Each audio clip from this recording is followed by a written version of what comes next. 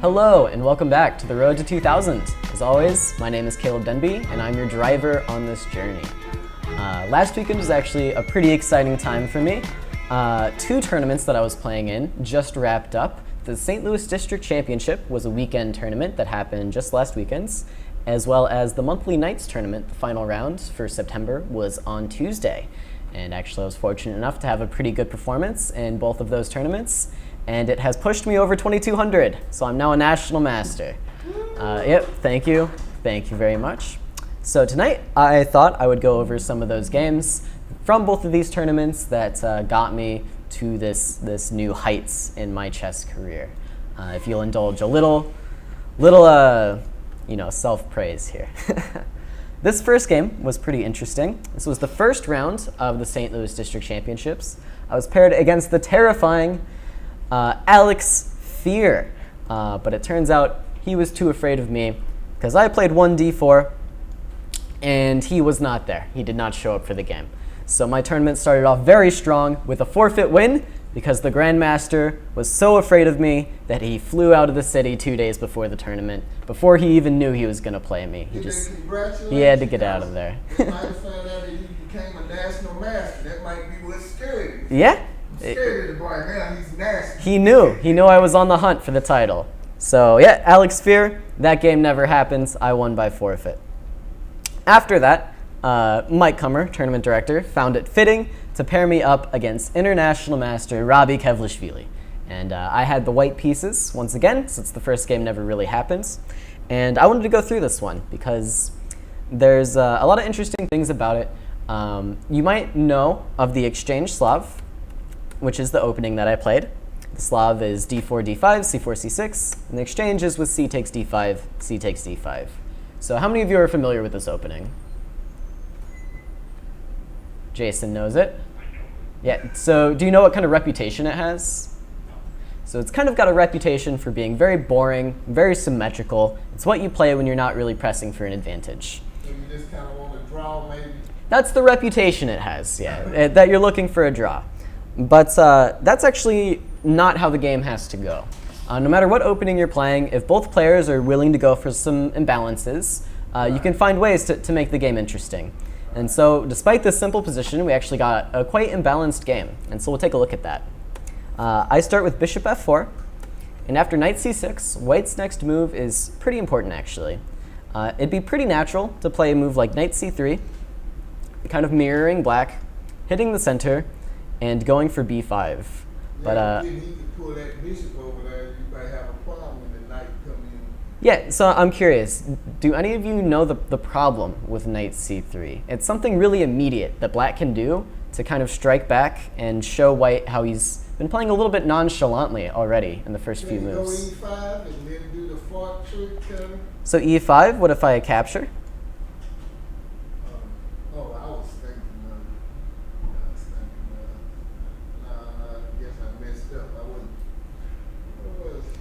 Well, don't give up yet, because e5 is actually the best move for black here.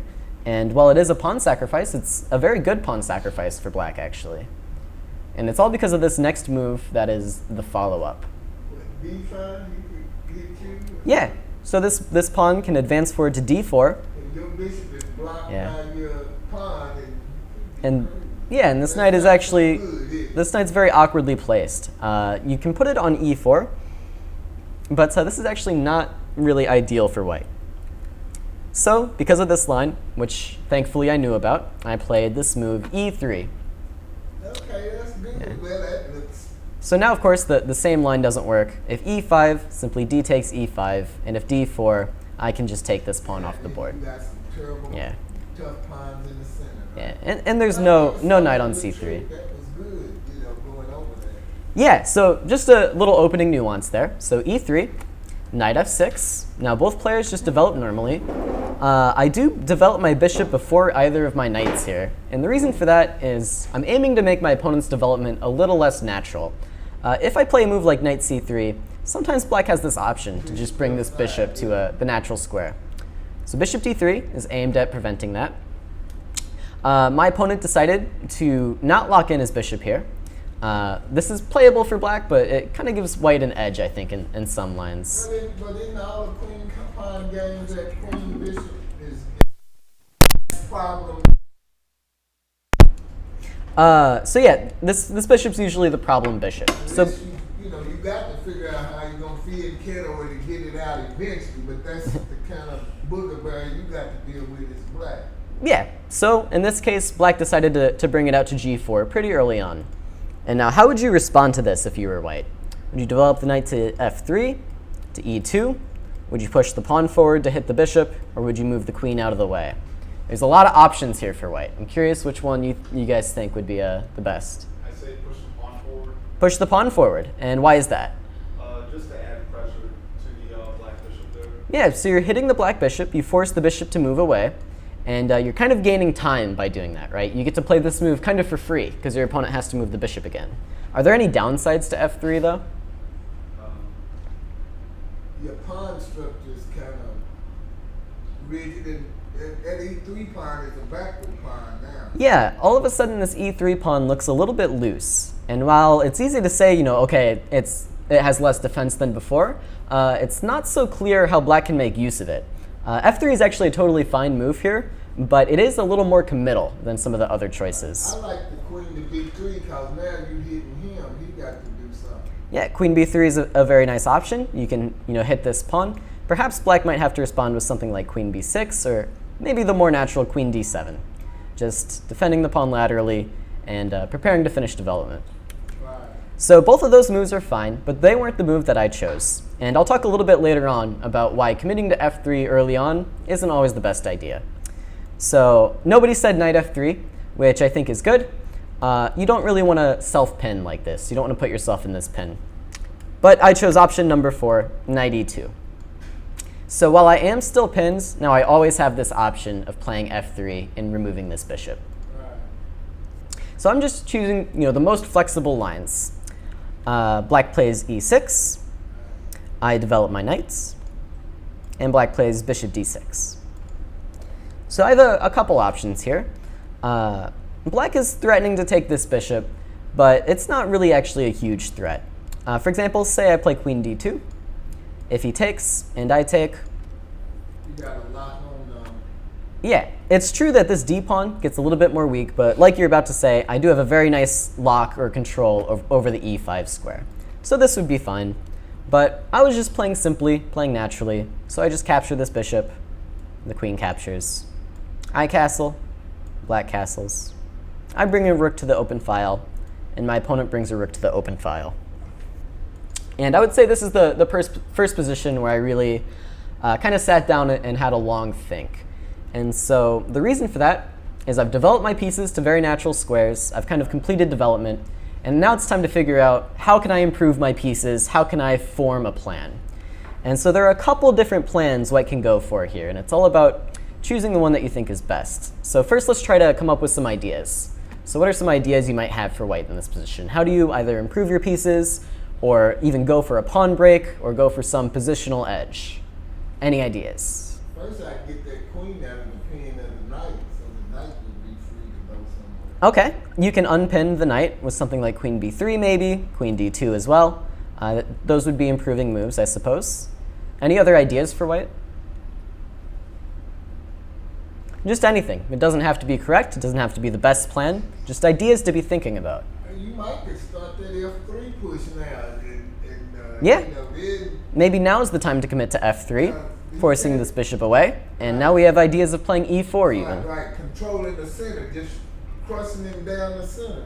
But you got to be quiet, I guess. Yeah, so f3 also has this advantage of breaking this pin and controlling a little bit to the center.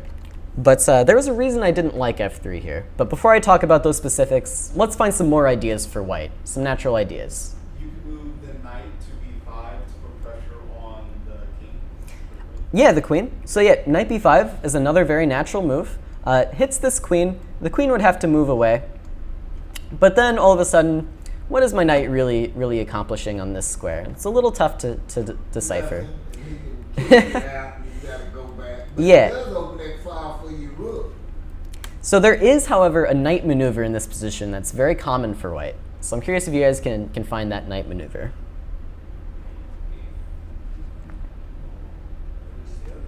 Yeah, Jason? Knight a4 to c5, but Yeah. doesn't make any sense to me. Knight a4 to c5 is another very common maneuver. You can imagine, let's say knight a4. Black just naturally starts to double rooks. I can bring this knight to c5. And I'm putting some pressure on the queen's side. And a move like b6 would kick the knight out, but it's not without downsides. All of a sudden you see this knight becomes a little bit more loose, the b pawn no longer defends it. There's things like the a6 square that what black has to worry about, whether a bishop or a knight might land there. And this would cause some permanent weaknesses in the black camp. Yeah. So these are a lot of the ideas I have moving around in my head. I want to maybe improve this knight from a4 to c5. I maybe want to play f3. Just an example of another idea, maybe I want to move my queen off the back rank and double my rooks. There are a lot of ways I can try to improve the position. However, I thought that all of these moves had some downsides. So let's see if we can come up with, the downsides, how black might respond to some of these plans. So with f3, let's say bishop h5, and I just play, I don't know, some improving move here, like queen d2.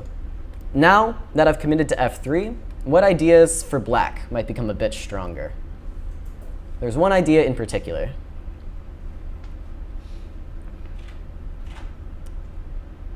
Any ideas for black here?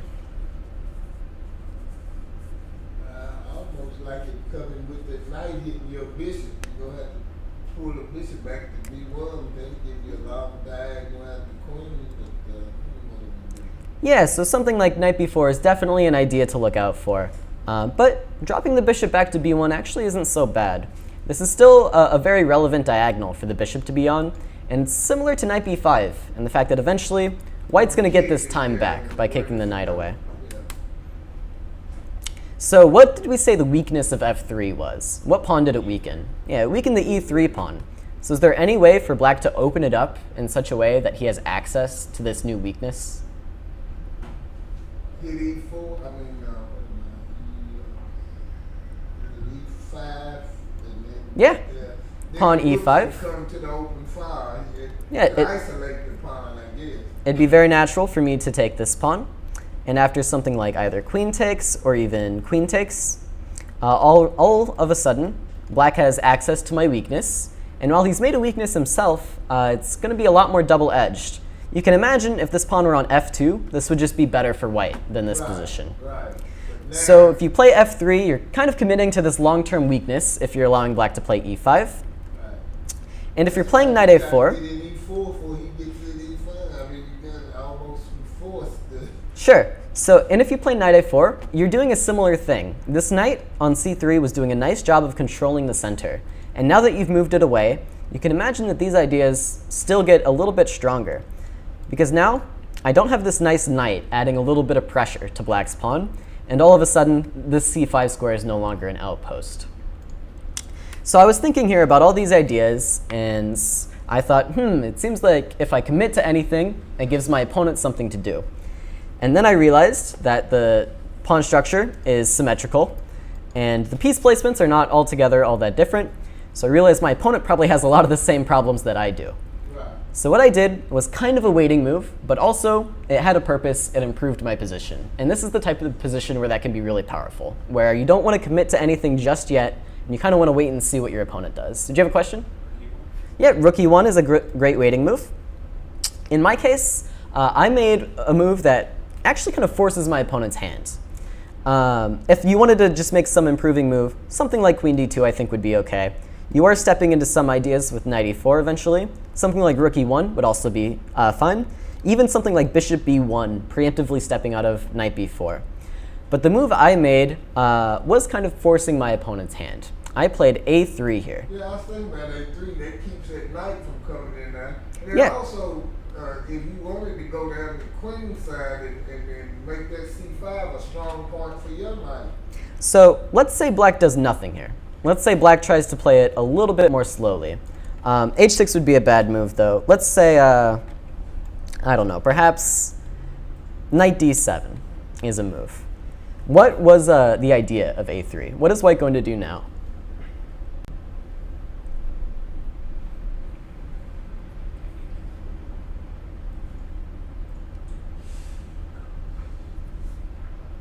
I thought he wanted to play this knight on C5, but maybe not.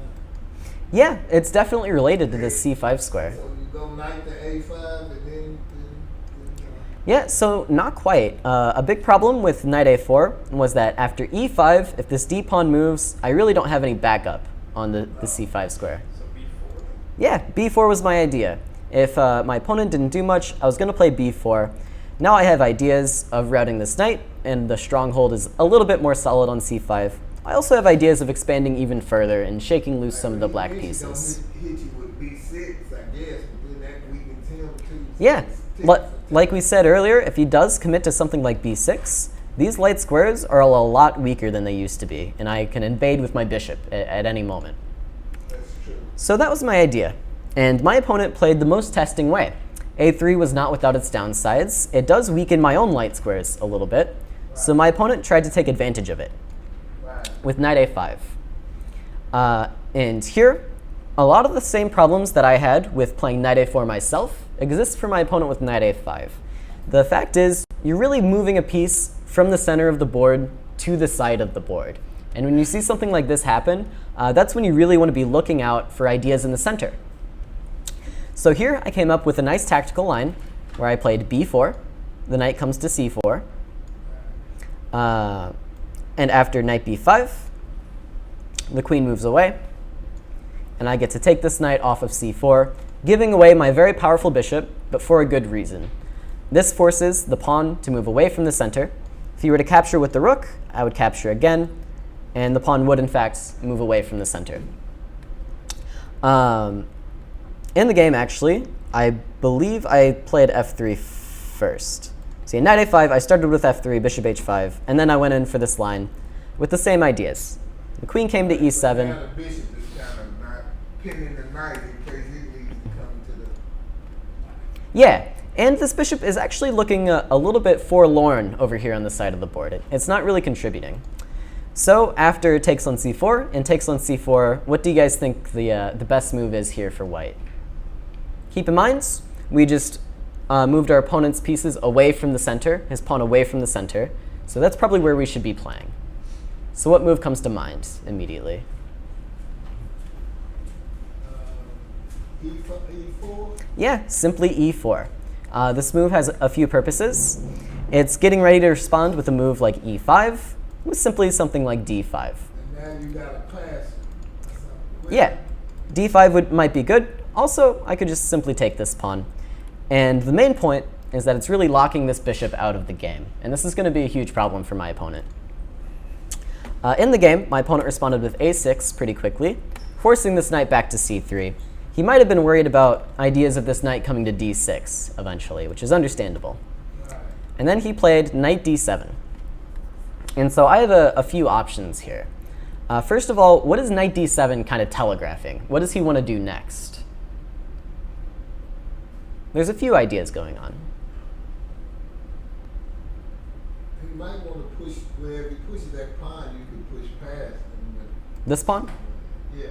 Yeah, so maybe he's eyeing up some E5 ideas, but I don't think that was the main point. I don't either, because you can just pass him on that. So I'll give you a hint. My opponent's a very strong player, and he wanted to improve his worst piece. So how is knight D7 helping to improve this bishop? It's a little bit subtle. Yeah? He wants to play F5 maybe and open something. Yeah, he wants to move this F pawn. This knight was in the way, and so he's moving it out of the way so this F pawn can move. Now F5 might be a little bit too much. Let's say I play a simple move like Queen D2. If F5, I might respond with E5 and permanently lock these pawns in kind of an unfortunate structure. And this bishop might not find daylight. But in the game, I actually did play Queen D2, and he played F6.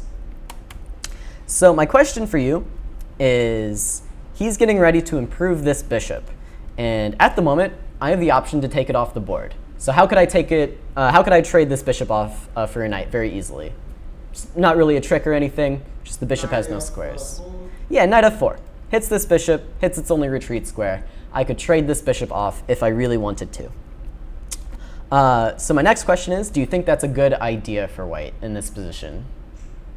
No, because it's all the bishop's bad. I would get rid of the knight, which might have some good possibilities, you know. Yeah, so the bishop's bad. The thing is, this knight's not really great either, though.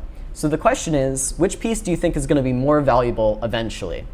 Do you think after f6 and bishop f7, this bishop has a better future than this knight? Or do you think we can find some good squares, some good outposts to put this knight on? This is really the question to be asking. Which piece has the better future? And so what do you think? I would say the knight. The knight? Okay, so if you say the knight, you have to have some kind of eventual plan for it. So what's your plan for the knight? What are you going to do with it? Eventually get him over to G3. To G3? And then what do you want to do from there? Hopefully get his bishop pinned up top somewhere where he can't maneuver too much and then probably work around from there. Yeah, okay, so from G3, first of all, you're hitting the bishop, forcing the bishop to kind of an uncomfortable square on G6. And then from there, you have to find the future for the knight. And the future really rests with the pawn breaks. I think knight G3 would have been a really great move here. I actually played it on the next turn, which might be slightly worse, but I think it's also good for white. First, I played queen D2, with the idea that after knight G3, my opponent might play queen G5 and be taking away some dark squares from myself. So I started with queen D2. F6 was played. Like I said, improving the bishop. All right, so now you can't fool with the dark squares. The bishop can come back, but it's no better than what. Right. So I take advantage of these dark squares and then kick this bishop away, and the bishop drops back to f7. So now this knight is looking at the center, these two squares. This knight is looking at these two squares.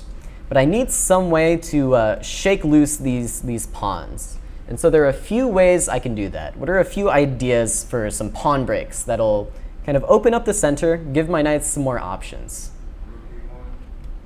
So yeah, rook e1 is a great way to start, really either rook. But eventually, which pawn break do you want to play? Let me just give you some options. Looking at your 4. So yeah, first I played f4. And now let's say my opponent passed or something. Would you want to play f5, e5, or d5 here? You really have 3 options, and it's not so clear which one is the best. E5. E5? So okay, if you play e5, how do you expect your opponent to respond? Pawn takes or f5? Pawn take. Pawn takes? How do you want to take back? F pawn takes? Okay, and now the pawn breaks have kind of happened. Do your knights have squares now? Do they have a future? What's your plan for the knights? To go to e4 and then d6. Yeah, I think this would be great for white. This is actually the idea that I kind of had in mind. You do have to look out for other relevant lines, though. For example, if f5, now how do you shake loose these pawns? How do you get your knights to have some active play? I'm sorry, C5. D5, and then we're going to have to take that undermines the other pawn, and the knight can come in. That's exactly right. D5 would be the threat here. And if black were to capture, of course, now this weakens this f pawn. And we're getting to our lovely score on d6. And if black were to ignore it, he would be facing quite a lot of problems, one of which is d6. That's a passer, and boy, that's going to be real tough. Yeah, and our knights would still have good squares. For example, this d4 square hits both of black's weaknesses here. So this was my big plan. So once again, my opponent is a very strong player. He's not going to be rolled over quite so easily. So he came up with active counterplay. And this is exactly what you should do if you think your opponent is like on the brink of really breaking through, really making his plans work. You need to find active counterplay somewhere else on the board. So where is that other spot on the board for black to kind of make counterplay, activate his own pieces? I'll give you a hint. It's not in the center. That's where I want to play. Yeah, something like a5 could shake loose these pawns, and all of a sudden, yeah, the black pieces are kind of invading. So in the game, my opponent started with rook d8, just placing this rook opposite the queen. I decided to move my queen to e3. Looking back, maybe I should have been a bit more aware of the queen side, and rather than moving my queen away from it, just brought more pieces into the center, not worried so much about the rook. Yeah, did you have a question? If you have brought your c knight to a4, Yeah, this would be possible as well. The problem I thought was that here he can actually play b5, and the point of this rook is kind of revealed. Now there are some tactical lines that take advantage of this pin. Yeah, these are actually exactly the ideas I was looking at, and so I decided I would just move my queen out of the pin, and then these ideas would be renewed. But perhaps it was a little bit too nonchalant for me, too kind of lackadaisical, to expect that my opponent would let me do all these things, when instead he's breaking immediately with a5, as he should. However, I wasn't totally unprepared for this break. I did have some idea of what I was going to do. I started with rook b1, making sure I get some activity as well on the open b file. He captures. And now quick question, should I take back with the pawn or the rook? Which one gets my pieces more activity? Yeah, definitely the rook. I want my own open file. If my opponent gets this one, I want this one. I want something in return. Double on the file, too. Yeah, and having taken a look at this, I thought things were going still pretty well for me. But then my opponent played a move I did not really expect, but it wasn't the most threatening move. It was actually knight b8. He saw that after rook b7, there would be that uncomfortable pin, and so he wanted to avoid that. I play very naturally. I get my last piece into some active play on this b file with rook fb1. My opponent now reroutes this knight to a more natural square. I take on b7, and he takes on a3. And so now white actually has another really important choice. Black has crashed through on the queen side, but you have kind of crashed through on the b file as well. So you both have activity over here. Currently, black has a threat. That threat is this pawn is attacked twice and only defended once. So as white, would you want to break through in the center immediately with a move like d5? Or would you want to take it a little bit more slowly, get this knight back to a more reasonable square, and just defend your pawn? Is it time to break through now, or is it time to kind of hold back and wait?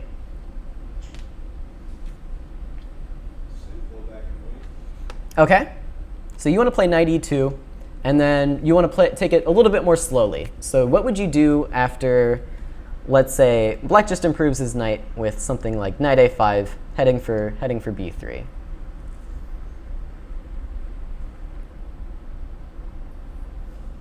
Also, keep an eye on your rook.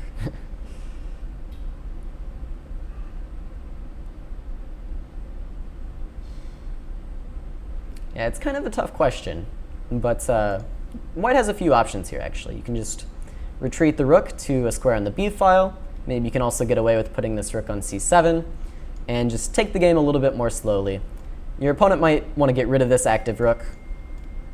And you can imagine some position like this where you still have pressure here, your opponent still has pressure with the queen, and eventually you're going to break through in the center. Yeah. I think both ways of playing were actually fine. I chose to play a little bit more immediately because I felt like with my opponent's queen really kind of diverted over to the queen side like this, now the time was right for me to play in the center, which is fine for white, but it's not crushing or anything. I think the computer actually likes knight e2 a bit better. But I play d5 right away. He captures, I capture. It's important to note you can't actually win this pawn, because there is some slight tactics going on. If knight takes, I'm not hanging my queen because the knight defends it. And if rook takes, there's this nice queen e6 check, winning the rook. So instead, my opponent plays the very natural rook e8, kind of shaking loose my queen from this nice square where it eyes this diagonal. I play queen d2, giving my pawn some support. And now knight a5. And at this point, I spent quite a lot of my time, actually, because I wasn't sure if I could really get away with rook c7. In the end, I decided I could and played it. It actually turns out that black has a pretty nice position here after a move like knight b3. It would have been better for me to stay a little bit more solid, bring this rook to b5, where it's nice and defended. All my pieces are kind of working together. C7, if you went knight to b3, couldn't you take the pawn that's holding the thing, or did it tactic around? Are we hitting the queen? So you got to look out for the queen first. And then after a move like queen b2, there's actually some uncomfortable ideas here for black. One of them is rook e1 check, trying to remove the defender of my queen. Another one might just be like queen b4, defending this pawn, and my pieces just look a little bit silly.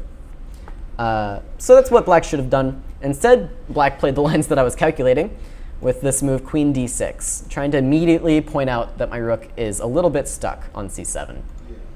I had calculated out that knight b5 would be okay for me.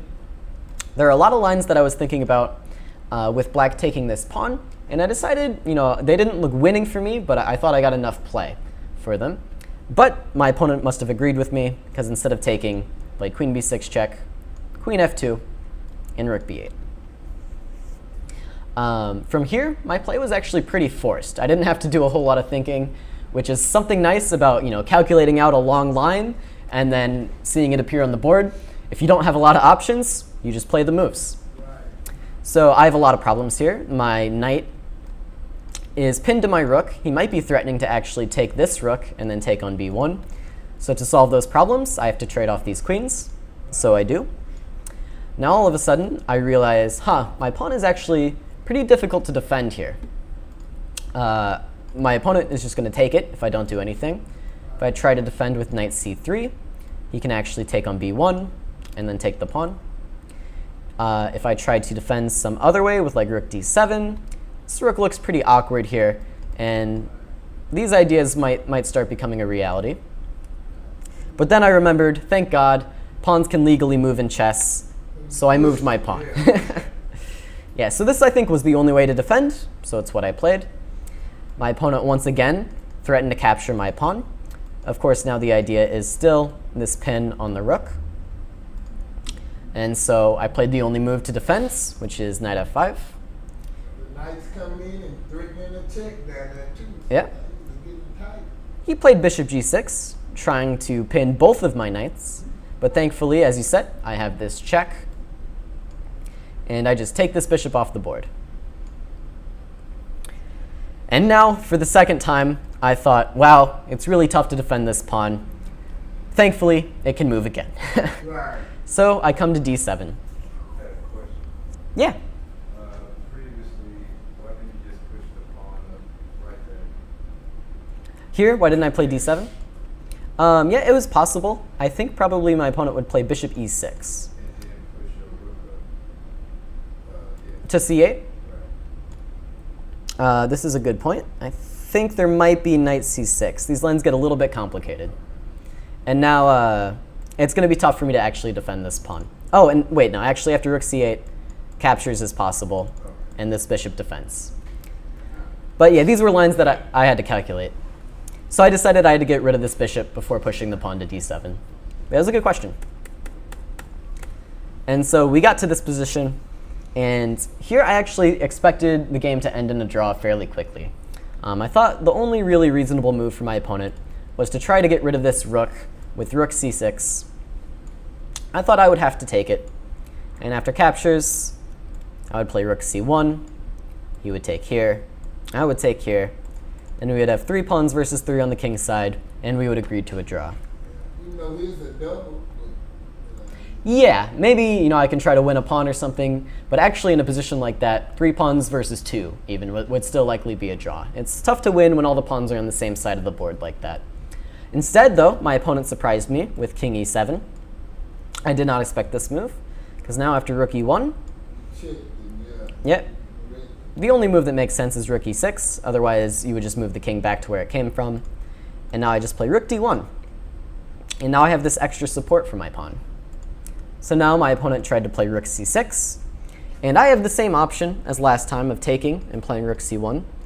And against an international master, would you, dear class members, go for the draw? Or would you keep trying to play for a win here? Go for the draw, probably. Well, say, okay, not an international master. Say someone 300 points higher rated than you. Play for the win. So you should always play for the win here. And the reason is, even if you lose, you're going to learn more about chess if you lose this position than if you agree to a draw here. It's easy to get caught up with saying, okay, I want to gain rating points. I do that by getting better results if I have a draw in hand, and sometimes I lose this game, then I should take the draw. But the myth of that is actually, where that logic breaks down, is the best way to gain rating points is to get better at chess. And you can't get better at chess if you don't play these types of positions out. So I declined what was essentially an offer of drawing the game, and I played rook a7 instead, playing for a win. So the knight is attacked. The knight must move to b3. And now we had a 30-second increment. To gain some time, I thought, I'll give this check again. I expected rook e6, and then I was going to repeat and take another look at my options. Possibly even, there are some ideas of capturing here, but I don't think they work here. But my opponent surprised me again and played king f7. I think my opponent really did not want to draw me because I was much lower rated than him. So king f7 was played. And now there is actually a line that I immediately saw and thought was like winning for me. And I was like freaking out because like I thought I was winning. So the question is, when you think you're winning, this is an obvious answer. I won't even phrase it as a question. When you think you're winning, you should spend all of your time. If you think you see a line that just immediately wins the game, that's the moment when you sit there, you make sure you use all the time available to you, because if you're right, you don't need the time. And if you're wrong, then you better notice. So the line I thought that I saw was rook e8, rook takes e8, and then of course, what would the winning move for white be in this position? Does anybody see it? Yeah, d8 equals queen. Not taking the rook, but queening with check, and white would be up a queen. However, black has a much better move here. Can actually take this pawn. And after takes, I actually have very decent chances to lose this game. So, just a side note there. If you think you see a line that just wins the game, you really got to slow down, make sure you're absolutely certain before you take on any chances. Thankfully, I took my time. I noticed that my line didn't really work. It helps that I can trust my opponent a little bit not to hang things like this because he's such a strong player. And I came up with a better move, which was rook c7.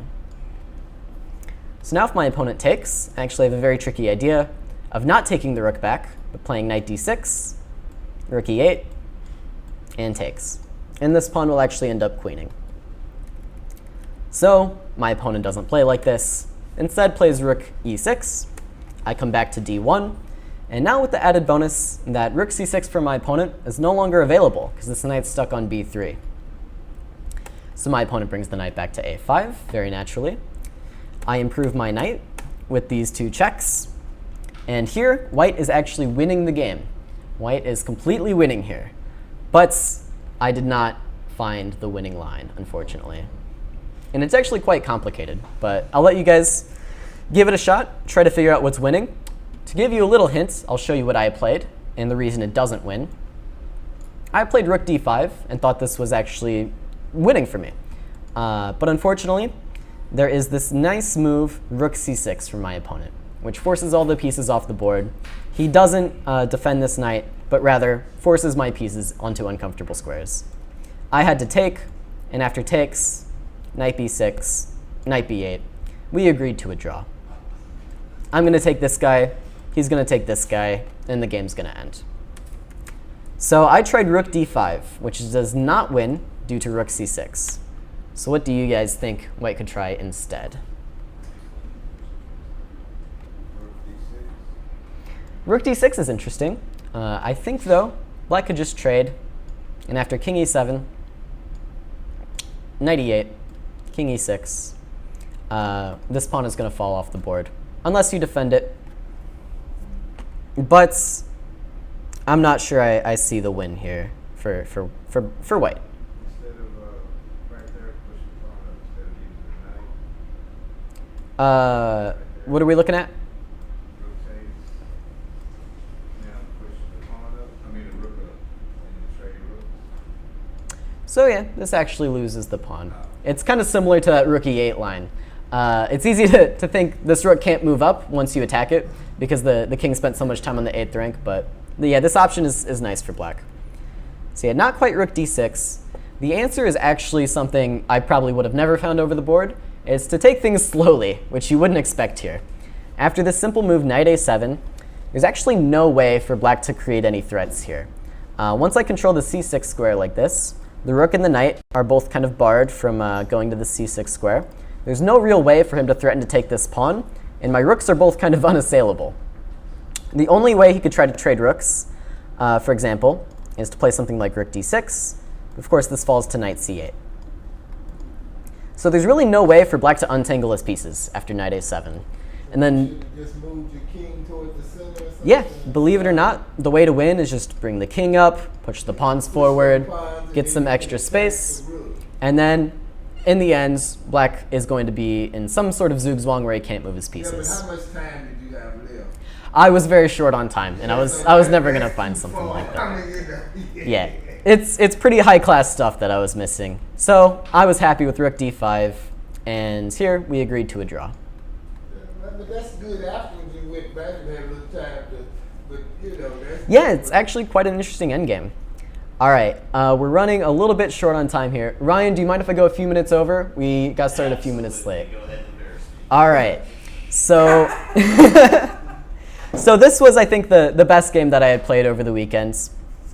After the weekend ended, though, there was still one more obstacle in my path before I could gain the National Master title. That obstacle is here with us tonight in the form of Ryan Deering. And I wanted to go over this final game that I had to just not lose in order to get the title. So Was this in the district champs? this was in the Knights on Tuesday. So in this final battle, I had a pretty good idea of what my opponent played. He normally plays something in some order. We get to the Queen's Gambit declined. And so I had been doing a bit of work, you know, taking the game pretty seriously. I was planning to play the exchange in some line like this. My opponent, however, expected that I would do all this work. And rather than doing work in the line himself, he chose to surprise me with doing work in an unorthodox line with one c5 from black. So, sitting at the board, in your frame of mind, what do you do when your opponent does something unorthodox, something you don't expect? How should you play? Yeah, Jason? Take a moment, breathe, and then remember my preparation, which I don't have. So Sure. there you go. Well, here's the thing. I don't have preparation in this line either, believe it or Oh, I not. do actually. You do? Okay. You're ahead of me. All right. I would have just, I probably would have given D5, because he probably looked at everything you take. That's the natural reaction to take. So- You know, but then I'm falling into his preparation. So I would have gone D5 and then saw what he did. Yeah, the answer is both of you are kind of right. You just play what you think are the best chess moves, the most principled chess moves. You don't really make any compromises. If you make good moves in the opening, you're not going to be worse, no matter how much preparation they've done. If you just make good, solid moves, then your position's going to be fine. So that's what I did. Knight F3 or E3. Then let him Yeah, if you're especially worried, you could play something even more solid, like c3, e3, knight f3. But I thought the best move in the position is d5. That's what I'm going to play. My opponent played knight f6. I like that, because now he's kind of, he can't get E6 in easy. And if the knight come out, it ain't go, you know, Yeah. you know what you're doing. So knight f6. I did have some knowledge about the opening. I knew that in normal Benoni's, white's pawn was already on c4. After something like e6, knight c3, takes, you use this c pawn to take back on d5. But I knew that a lot of times in the Benoni, let's say in this line, You were playing Benoni, then switch from the queen, where like you had thought. yeah, after c5, knight f6, we're going to get Benoni-style positions, and I know this. So I know in this line, sometimes this d3 square actually ends up a bit weak. This e-pawn moves, and you have some problems with stuff like c4, a knight coming into e5 and attacking d3. And I knew for this reason, it was actually advantageous to have this pawn on c2. It controls some of these weak squares. So I just play knight c3. After d6, I take the center with e4, g6, and I just play normal developing moves. I play bishop e2. I don't really want my opponent to pin my knight, so I develop the bishop first. Bishop e2, bishop g7, knight f3, bishop g4. And now, the knight is actually more valuable than the bishop in these positions because it controls these key dark squares. So I play knight d2, we trade the pieces, and my opponent castles, and I castle. And so believe it or not, despite walking into what seemed to be my opponent's preparation, I just played solid moves. I didn't spend a lot of time, actually, on all these moves, because it was a fairly short time control, game in 70 minutes, and I knew if I play good solid moves, I'm not going to be worse, whereas my opponent actually started to use quite a lot of time. You know, he was thinking perhaps, you know, it's like, I can't speak for him, but I imagine he was looking at some of the more critical lines where, you know, this bishop comes out to b5 with check, or maybe I go for all my pawns in the center right away. He had to work on these critical lines, whereas if I just play solid, good moves, I know my position's going to be fine, whereas my opponent maybe was a little bit not so much expecting this exact position to occur. For the record, this is the first Benoni I've ever played. Yeah. So Ryan just said for the YouTube crowd. I cannot afford to walk into your preparation. Yeah, this is the first Benoni he had ever played. So perhaps he was a bit unprepared for this type of position. But okay, the game continued. He actually played e6 here. I play a simple improving move, knight c4. Now he plays queen e7, which looks like a strange move, but it makes a little bit of sense when you realize how difficult black's position actually is. You would love to develop this knight, right? You would love to develop this knight to d7, but the problem is d6 hangs. So you can't do that. Maybe you could bring this knight to a7, or a6 rather, and come back to c7 or up to b4. But like I said, with this pawn here, the knight doesn't have so many prospects on b4, because its natural follow-up is to come into d3 or c2 somehow, and that's just not going to happen. And white could just develop normally and put a lot of pressure on this pawn. So my opponent plays queen e7, perhaps preparing rook d8. If necessary, he can even defend this pawn with something like knight e8, if he really, really has to. This move also makes a threat. If I were to just develop, something like takes would now cause some problems for me along this file. For example, a line like this might happen, and while I haven't lost any material yet, I didn't really think exchanging all these pawns in the center was best for me. So I have a few options here. I can try to play a highly tactical line like bishop f4, where I'm meeting e takes d with bishop takes d6. I can move the queen out of the way. I can bring my rook to the e file and allow a queen trade, but activate my rook in the process. Or, I don't know, if you come up with some other idea, you can let me know that. But which of these options do you think is the best? Moving the queen out of the way, either to like d3 or f3, playing more tactically with bishop f4, or bringing the rook to e1? Which of these do you guys like?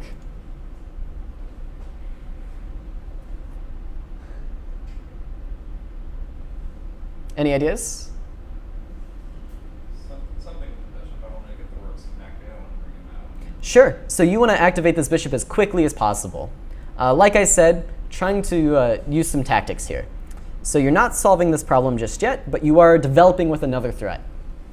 And this is a perfectly fine way to play. In fact, this is, I think, the computer's top choice for white. However, in the game, I was starting to develop a nice time edge, and I looked at moves like bishop f4, but I decided, why not just play simply? You know, my position seems good. My opponent's pieces are a little bit discoordinated. I'm just going to keep things simple. He made a threat. I'll respond to the threat and just kind of hold the position. And I think this is a really nice practical idea. Instead of going for all these complications where I have to calculate very accurately, if I miss something, you know, something might go wrong for me, I just play queen f3, moving my queen out of the threat. That's not to say bishop f4 is the wrong idea. In fact, I think it is the best move. But practically, I like this move, queen f3, just stepping out of the way. My opponent responds with knight f to d7, aiming to trade off some pieces. Once again, I just play simply queen g3, stepping out of the threat of the knight preemptively. He continues with knight e5. And now I have a few options. Do you think I should capture this knight? Do you think I should move out of the way? Or, I can't come up with a third option. Capture the knight or move out of the way? What do you guys think? Move out of the way. Move out of the way. So why is that? You got more position if you take. Or either way. Well, that would give him a threat on your queen. You got to move again if the bishop takes. Yeah, that's true. He gains some time here with bishop takes e5, hitting the queen. You got to move that queen back 2 times anyhow.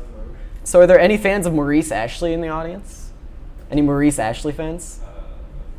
Budget. My bishop. Yeah, bishop g5 might be a playable move. You might run into some stuff like f6. And just bring it back. Just bring it back. Well, look out, your knight's hanging. Then you just maintain. Yeah. Oh, wait, okay. So, I mean, and he feigns a Maurice Ashley. Jason, kind of, he has a saying about captures, which I guess you guys might not know. What does he say? He says, if it's not forced or fantastic, Don't do it. don't do it. don't do it, is the PG way that phrase ends. So, knight takes e5 is not forced, it's not fantastic. In fact, it kind of helps my opponent here. He has less space in the center, so the more pieces we trade off, the less that space advantage really makes a difference.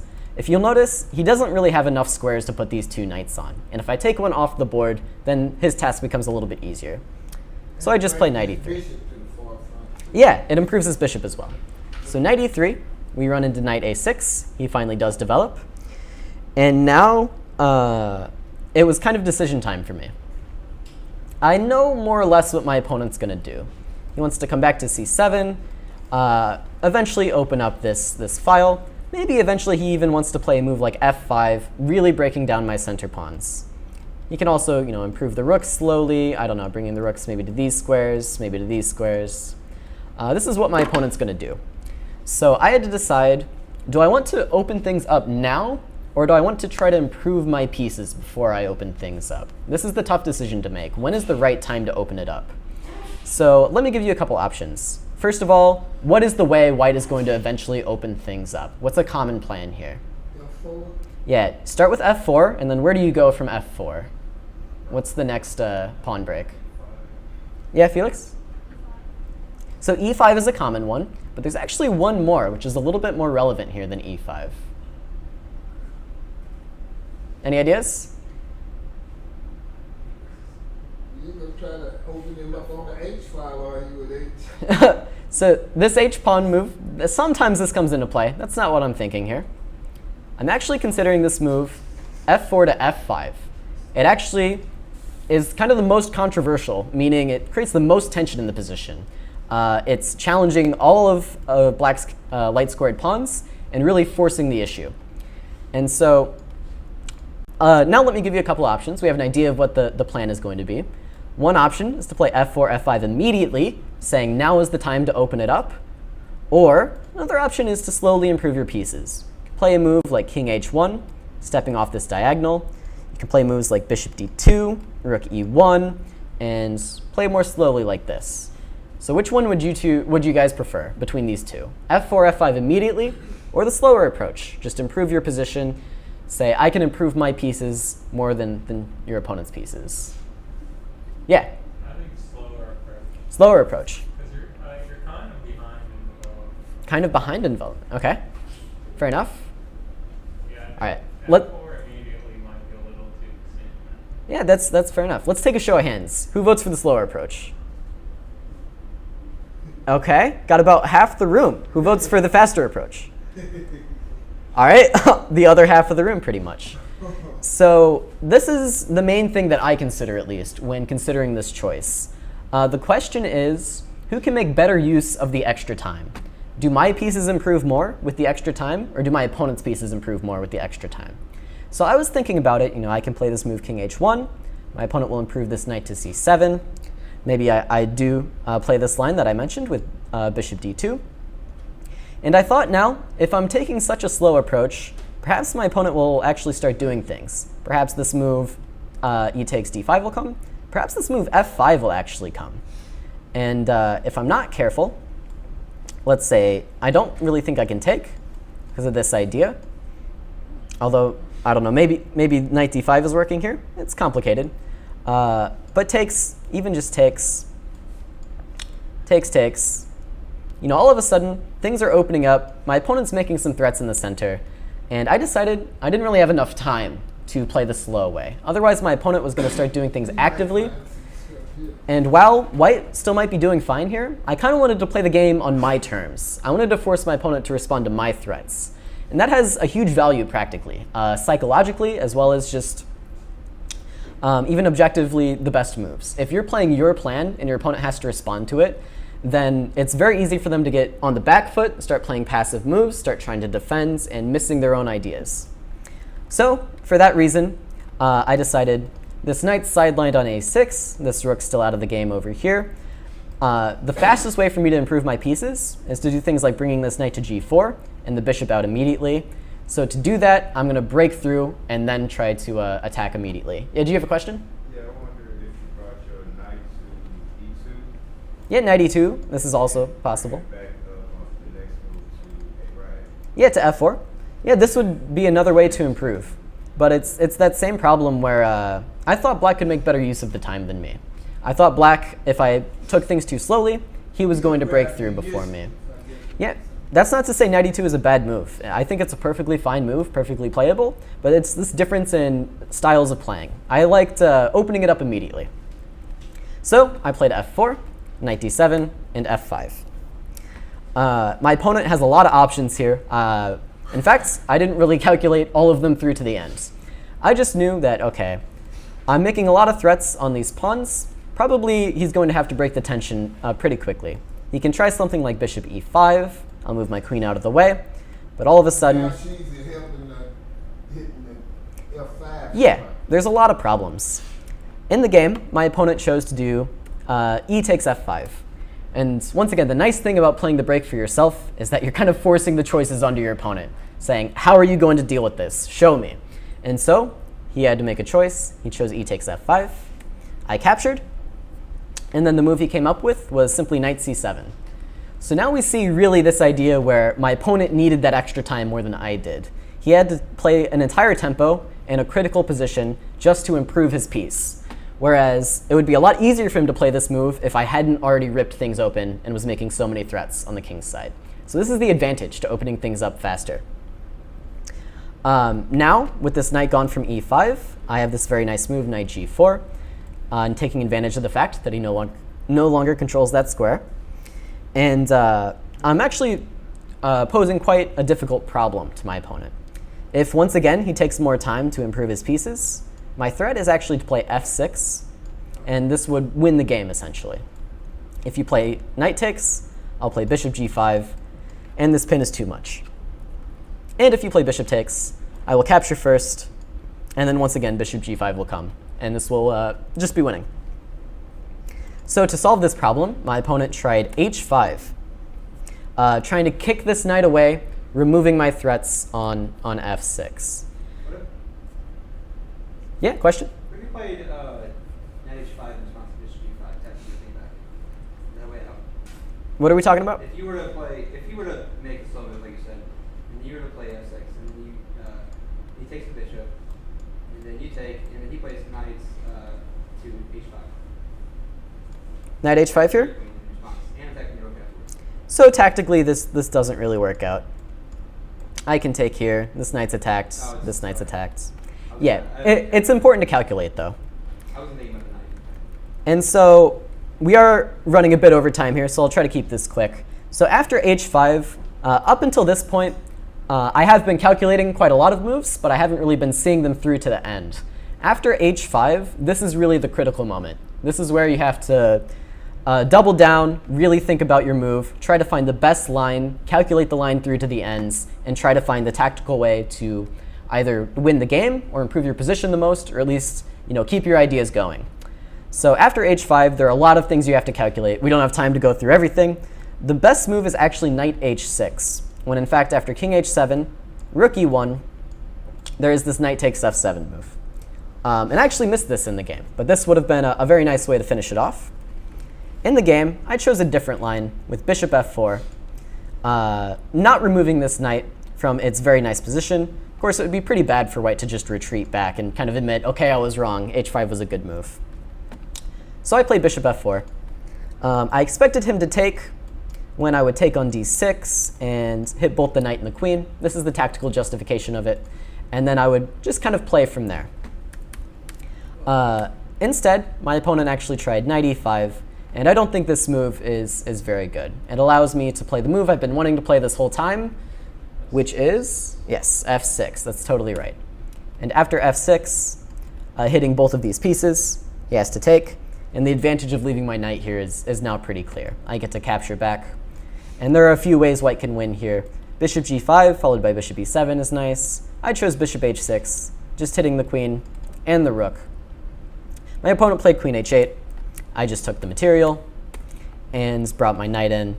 And the problem isn't just the exchange, it's all of these dark squared weaknesses from my opponent. And the rest of the game was kind of trivial from there. My opponent, Ryan, was very low on time, and so some blunders happened. Just knight takes d5, rook a d1. H4, a little intermezzo. Just move my queen out of the way. Knight b4, rook takes d6. And after knight takes c2, who sees the final tactic to end the game? This one's not too hard. Anybody? Tim? I imagine it's rook f takes f2, f7. No. No? Felix? Or it's Knight f6 check, you got it. that's King g7, and you just pick up this knight for free. oh, I'm still looking for me. Yeah, rook takes f7. Interesting ideas to look for there, but this one's a bit simpler than that. You just take the knight into your my opponent resigned. I thought it was rook f7. So those were two of the biggest games that really decided my rating after these two events, and fortunately for me, ended up over 2,200. So it's on to the next goal for me. Any questions about either of the games I went over today, or any of the ideas we talked about? Anybody? All right, thank you for the applause. With that in mind, that is all from me tonight. Thank you guys very much for joining me. Be sure to stick around. I stole a bit of his time, but Ryan Deering, the victim of this game, will be teaching the endgame class directly after this. Until then, I'll see you next time on the road to 2000.